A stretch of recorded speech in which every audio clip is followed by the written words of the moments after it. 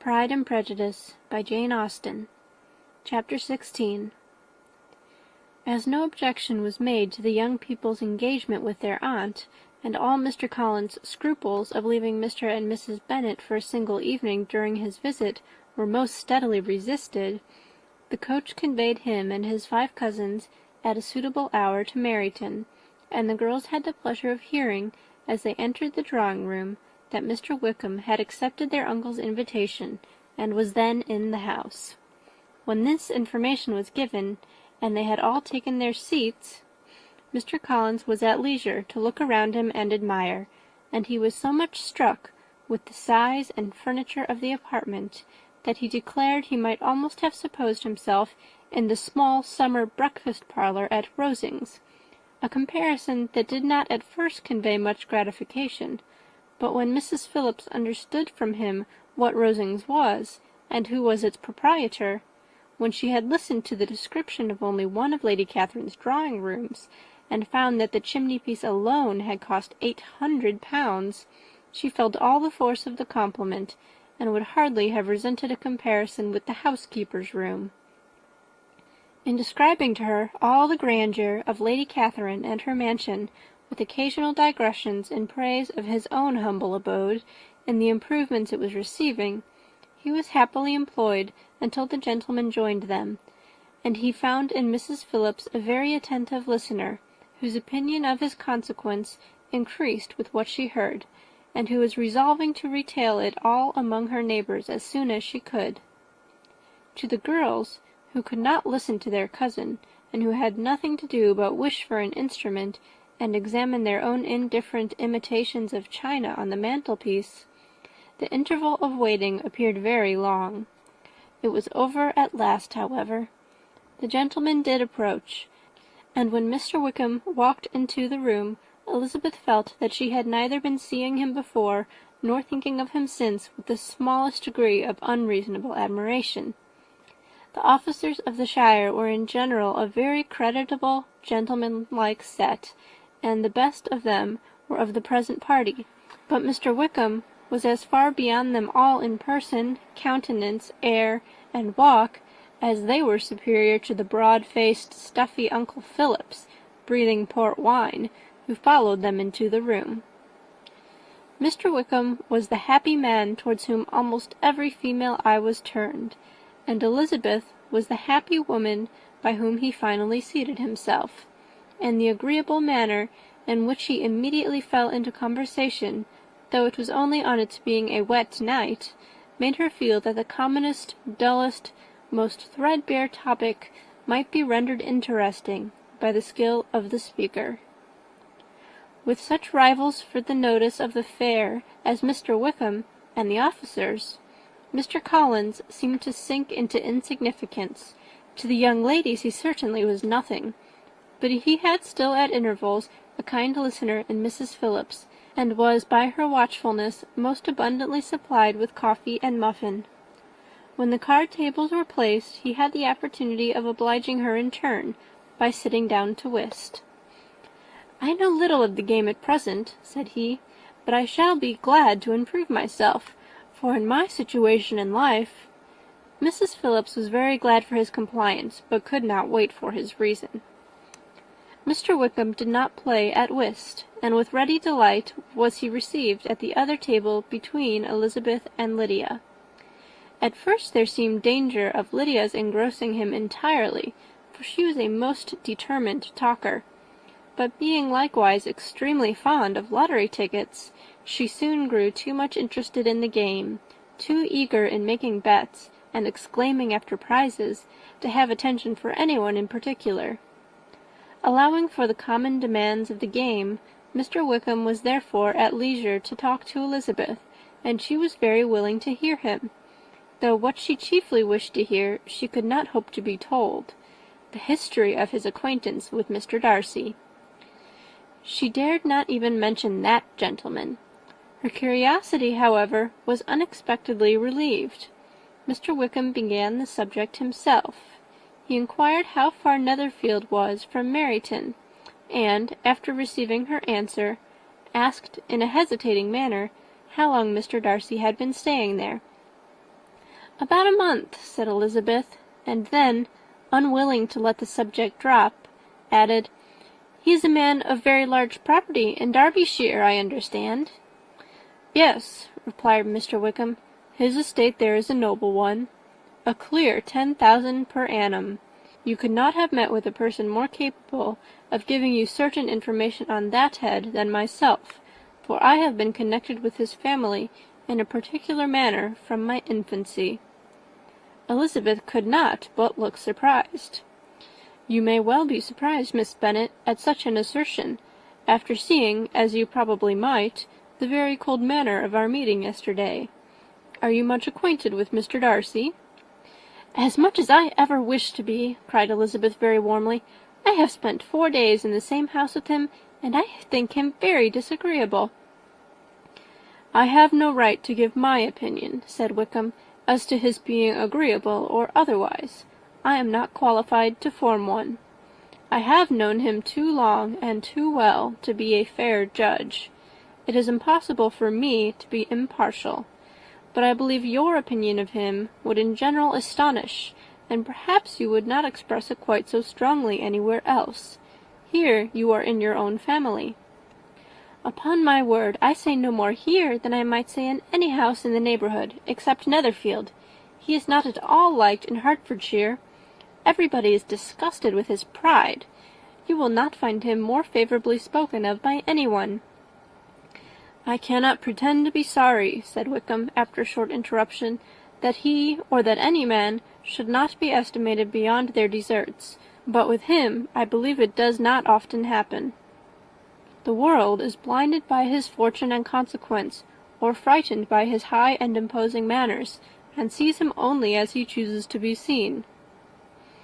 "I should take him, even on my slight acquaintance, to be an ill-tempered man." Wickham only shook his head. "I wonder," said he, at the next opportunity of speaking, "whether he is likely to be in this country much longer." "I do not at all know, but I heard nothing of his going away when I was at Netherfield. I hope your plans in favour of the shire will not be affected by his being in the neighbourhood." "Oh, no! It is not for me to be driven away by Mr. Darcy. If he wishes to avoid seeing me, he must go. We are not on friendly terms, and it always gives me pain to meet him, but I have no reason for avoiding him, but what I might proclaim before all the world, a sense of very great ill-usage, and most painful regrets at his being what he is. His father, Miss Bennet, the late Mr. Darcy, was one of the best men that ever breathed, and the truest friend I ever had, and I can never be in company with this Mr. Darcy without being grieved to the soul by 1,000 tender recollections. His behaviour to myself has been scandalous, but I verily believe I could forgive him anything and everything, rather than his disappointing the hopes and disgracing the memory of his father." Elizabeth found the interest of the subject increase, and listened with all her heart, but the delicacy of it prevented further inquiry. Mr. Wickham began to speak on more general topics, Meryton, the neighbourhood, the society, appearing highly pleased with all that he had yet seen, and speaking of the latter with gentle but very intelligible gallantry. "It was the prospect of constant society, and good society," he added, "which was my chief inducement to enter the shire. I knew it to be a most respectable, agreeable corps, and my friend Denny tempted me further by his account of their present quarters, and the very great attentions and excellent acquaintances Meryton had procured them. Society, I own, is necessary to me. I have been a disappointed man, and my spirits will not bear solitude. I must have employment and society. A military life is not what I was intended for, but circumstances have now made it eligible. The church ought to have been my profession. I was brought up for the church, and I should at this time have been in possession of a most valuable living, had it pleased the gentleman we were speaking of just now." "Indeed!" "Yes, the late Mr. Darcy bequeathed me the next presentation of the best living in his gift. He was my godfather, and excessively attached to me. I cannot do justice to his kindness. He meant to provide for me amply, and thought he had done it, but when the living fell, it was given elsewhere." "Good heavens!" cried Elizabeth. "But how could that be? How could his will be disregarded? Why did you not seek legal redress?" "There was just such an informality in the terms of the bequest as to give me no hope from law. A man of honour could not have doubted the intention, but Mr. Darcy chose to doubt it, or to treat it as a merely conditional recommendation, and to assert that I had forfeited all claim to it by extravagance, imprudence, in short, anything or nothing.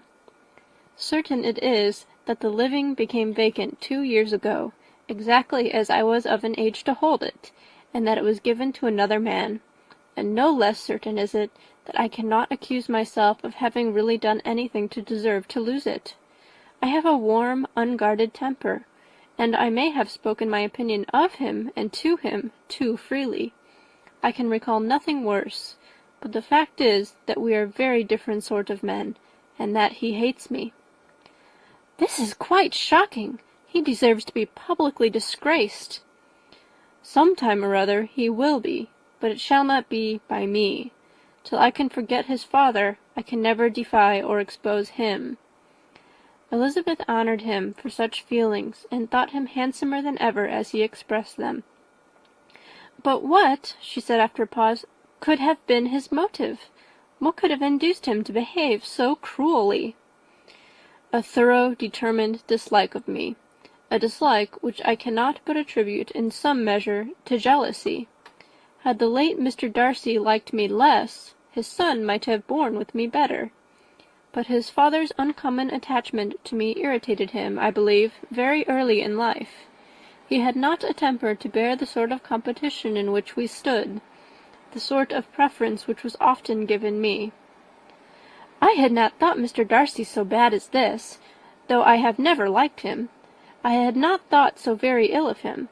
I had supposed him to be despising his fellow creatures in general, but did not suspect him of descending to such malicious revenge, such injustice, such inhumanity as this."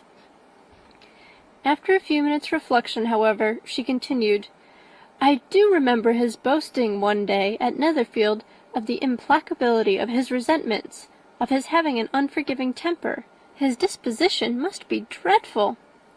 "I will not trust myself on this subject," replied Wickham. "I can hardly be just to him." Elizabeth was again deep in thought, and after a time exclaimed, "To treat in such a manner the godson, the friend, the favourite of his father!" She could have added, "a young man too, like you, whose very countenance may vouch for your being amiable." But she contented herself with, "and one too, who had probably been his companion from childhood, connected together, as I think you said, in the closest manner."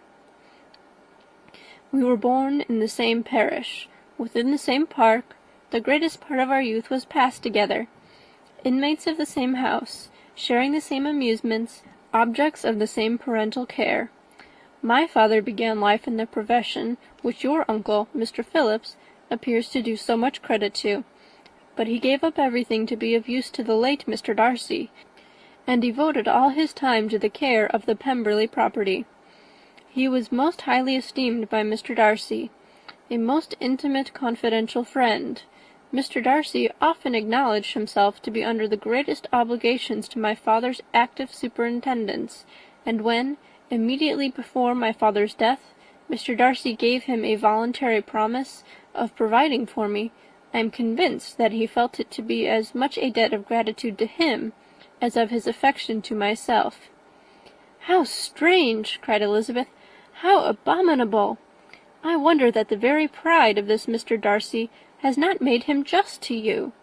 If from no better motive, that he should not have been too proud to be dishonest, for dishonesty I must call it."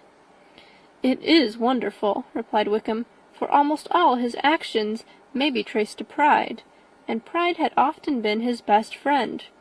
It has connected him nearer with virtue than with any other feeling, but we are none of us consistent, and in his behaviour to me there were stronger impulses even than pride." Can such abominable pride as his have ever done him good? Yes, it has often led him to be liberal and generous, to give his money freely, to display hospitality, to assist his tenants, and to relieve the poor.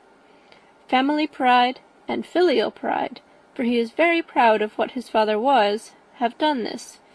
Not to appear to disgrace the family, to degenerate from the popular qualities, or lose the influence of the Pemberley house, is a powerful motive. He has also brotherly pride, which, with some brotherly affection, makes him a very kind and careful guardian of his sister, and you will hear him generally cried up as the most attentive and best of brothers. What sort of girl is Miss Darcy? He shook his head. I wish I could call her amiable. It gives me pain to speak ill of a Darcy, but she is too much like her brother, very, very proud. As a child she was affectionate and pleasing, and extremely fond of me, and I have devoted hours and hours to her amusement. But she is nothing to me now. She is a handsome girl, about 15 or 16, and, I understand, highly accomplished. Since her father's death her home has been London, where a lady lives with her, and superintends her education. After many pauses and many trials of other subjects, Elizabeth could not help reverting once more to the first, and saying, I am astonished at his intimacy with Mr. Bingley. How can Mr. Bingley, who seems good humour itself, and is, I really believe, truly amiable, be in friendship with such a man? How can they suit each other? Do you know Mr. Bingley? Not at all. He is a sweet-tempered, amiable, charming man. He cannot know what Mr. Darcy is. Probably not, but Mr. Darcy can please where he chooses. He does not want abilities. He can be a conversable companion, if he thinks it worth his while. Among those who are at all his equals in consequence, he is a very different man from what he is to the less prosperous. His pride never deserts him, but with the rich he is liberal-minded, just, sincere, rational, honourable, and perhaps agreeable, allowing something for fortune and figure. The whist party soon afterwards breaking up, the players gathered round the other table, and Mr. Collins took his station between his cousin Elizabeth and Mrs. Phillips. The usual inquiries as to his success was made by the latter. It had not been very great. He had lost every point, but when Mrs. Phillips began to express her concern thereupon, he assured her with much earnest gravity that it was not of the least importance, that he considered the money as a mere trifle, and begged that she would not make herself uneasy. I know very well, madam, said he, that when persons sit down to a card-table, they must take their chances of these things, and happily I am not in such circumstances as to make 5 shillings any object. There are undoubtedly many who could not say the same, but thanks to Lady Catherine de Bourgh, I am removed far beyond the necessity of regarding little matters. Mr. Wickham's attention was caught, and after observing Mr. Collins for a few moments, he asked Elizabeth in a low voice whether her relation was very intimately acquainted with the family of de Bourgh. Lady Catherine de Bourgh, she replied, has very lately given him a living. I hardly know how Mr. Collins was first introduced to her notice, but he certainly has not known her long. You know, of course, that Lady Catherine de Bourgh and Lady Anne Darcy were sisters, consequently that she is aunt to the present Mr. Darcy. No, indeed, I did not. I knew nothing at all of Lady Catherine's connections. I never heard of her existence till the day before yesterday. Her daughter, Miss de Bourgh, will have a very large fortune, and it is believed that she and her cousin will unite the 2 estates. This information made Elizabeth smile, as she thought of poor Miss Bingley. Vain indeed must be all her attentions, vain and useless her affection for his sister, and her praise of himself, if he were already self-destined for another. Mr. Collins, said she, speaks highly both of Lady Catherine and her daughter, but from some particulars that he has related of her ladyship, I suspect his gratitude misleads him, and that in spite of her being his patroness, she is an arrogant, conceited woman. "I believe her to be both in a great degree," replied Wickham. "I have not seen her for many years, but I very well remember that I never liked her, and that her manners were dictatorial and insolent. She has the reputation of being remarkably sensible and clever, but I rather believe she derives part of her abilities from her rank and fortune, part from her authoritative manner, and the rest from the pride for her nephew, who chooses that everyone connected with him should have an understanding of the first class." Elizabeth allowed that he had given a very rational account of it, and they continued talking together with mutual satisfaction till supper put an end to cards, and gave the rest of the ladies their share of Mr. Wickham's attentions. There could be no conversation in the noise of Mrs. Phillips's supper party, but his manners recommended him to everybody. Whatever he said was said well, and whatever he did, done gracefully. Elizabeth went away with her head full of him. She could think of nothing but of Mr. Wickham, and of what he had told her, all the way home. But there was not time for her even to mention his name as they went, for neither Lydia nor Mr. Collins were once silent. Lydia talked incessantly of lottery tickets, of the fish she had lost and the fish she had won, and Mr. Collins, in describing the civility of Mr. and Mrs. Phillips, protesting that he did not in the least regard his losses at whist, enumerating all the dishes at supper, and repeatedly fearing that he crowded his cousins, had more to say than he could well manage before the carriage stopped at Longbourn House. End of Chapter 16. Chapter 17. Elizabeth related to Jane the next day what had passed between Mr. Wickham and herself. Jane listened with astonishment and concern. She knew not how to believe that Mr. Darcy could be so unworthy of Mr. Bingley's regard, and yet it was not in her nature to question the veracity of a young man of such amiable appearance as Wickham. The possibility of his having endured such unkindness was enough to interest all her tender feelings, and nothing remained, therefore, to be done but to think well of them both, to defend the conduct of each, and throw into the account of accident or mistake whatever could not be otherwise explained. "They have both," said she, "been deceived, I dare say, in some way or other, of which we can form no idea. Interested people have perhaps misrepresented each to the other. It is, in short, impossible for us to conjecture the causes or circumstances which may have alienated them, without actual blame on either side." "Very true indeed. And now, my Jane, what have you got to say on behalf of the interested people who have probably been concerned in the business? Do clear them too, or we shall be obliged to think ill of somebody." "Laugh as much as you choose, but you will not laugh me out of my opinion. My dearest Lizzie, do but consider in what a disgraceful light it places Mr. Darcy, to be treating his father's favourite in such a manner, one whom his father had promised to provide for. It is impossible. No man of common humanity, no man who had any value for his character, could be capable of it. Can his most intimate friends be so excessively deceived in him? Oh, no. I can much more easily believe Mr. Bingley's being imposed on, than that Mr. Wickham should invent such a history of himself as he gave me last night. Names, facts, everything mentioned without ceremony. If it be not so, let Mr. Darcy contradict it. Besides, there was truth in his looks. It is difficult indeed. It is distressing. One does not know what to think."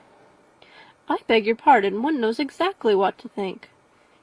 But Jane could think with certainty on only one point, that Mr. Bingley, if he had been imposed on, would have much to suffer when the affair became public.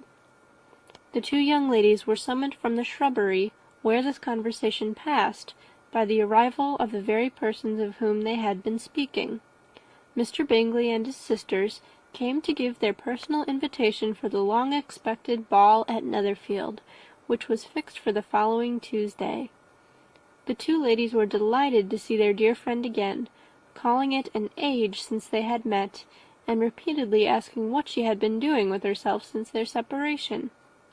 To the rest of the family they paid little attention, avoiding Mrs. Bennet as much as possible, saying not much to Elizabeth, and nothing at all to the others. They were soon gone again, rising from their seats with an activity which took their brother by surprise, and hurrying off as if eager to escape from Mrs. Bennet's civilities. The prospect of the Netherfield ball was extremely agreeable to every female of the family. Mrs. Bennet chose to consider it as given in compliment to her eldest daughter, and was particularly flattered by receiving the invitation from Mr. Bingley himself, instead of a ceremonious card. Jane pictured to herself a happy evening in the society of her two friends and the attentions of their brother, and Elizabeth thought with pleasure of dancing a great deal with Mr. Wickham, and of seeing a confirmation of everything in Mr. Darcy's look and behaviour. The happiness anticipated by Catherine and Lydia depended less on any single event or any particular person, for though they each, like Elizabeth, meant to dance half the evening with Mr. Wickham, he was by no means the only partner who could satisfy them, and a ball was at any rate a ball. And even Mary could assure her family that she had no disinclination for it. "While I can have my mornings to myself," said she, "it is enough. I think it is no sacrifice to join occasionally in evening engagements. Society has claims on us all, and I profess myself one of those who consider intervals of recreation and amusement as desirable for everybody." Elizabeth's spirits were so high on this occasion that though she did not often speak unnecessarily to Mr. Collins, she could not help but asking him whether he intended to accept Mr. Bingley's invitation, and if he did, whether he would think it proper to join in the evening's amusement, and she was rather surprised to find that he entertained no scruple whatever on that head, and was very far from dreading a rebuke either from the Archbishop or Lady Catherine de Bourgh by venturing to dance. "I am by no means of the opinion, I assure you," said he, "that a ball of this kind, given by a young man of character to respectable people, can have any evil tendency, and I am so far from objecting to dancing myself, that I shall hope to be honoured with the hands of all my fair cousins in the course of the evening, and I take this opportunity of soliciting yours, Miss Elizabeth, for the first two dances especially, a preference which I trust my cousin Jane will attribute to the right cause, and not to any disrespect for her." Elizabeth felt herself completely taken in. She had fully proposed being engaged by Mr. Wickham for those very dances, and to have Mr. Collins instead, her liveliness had never been worse timed. There was no help for it, however. Mr. Wickham's happiness and her own were perforce delayed a little longer, and Mr. Collins' proposal accepted with as good a grace as she could. She was not the better pleased with his gallantry from the idea it suggested of something more. It now first struck her that she was selected from among her sisters as worthy of being mistress of Hunsford Parsonage, and of assisting to form a quadrille table at Rosings, in the absence of more eligible visitors. The idea soon reached to conviction, as she observed his increasing civilities toward herself, and heard his frequent attempt at a compliment on her wit and vivacity.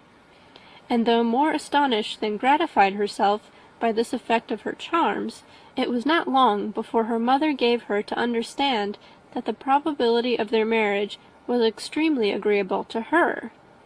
Elizabeth, however, did not choose to take the hint, being well aware that a serious dispute must be the consequence of any reply. Mr. Collins might never make the offer, and till he did, it was useless to quarrel about him. If there had not been a Netherfield ball to prepare for and talk of, the younger Miss Bennets would have been in a very pitiable state at this time, for from the day of the invitation to the day of the ball there was such a succession of rain as prevented their walking to Meryton once. No aunt, no officers, no news could be sought after. The very shoe roses for Netherfield were got by proxy. Even Elizabeth might have found some trial of her patience in weather which totally suspended the improvement of her acquaintance with Mr. Wickham, and nothing less than a dance on Tuesday could have made such a Friday, Saturday, Sunday, and Monday endurable to Kitty and Lydia. End of chapter 17.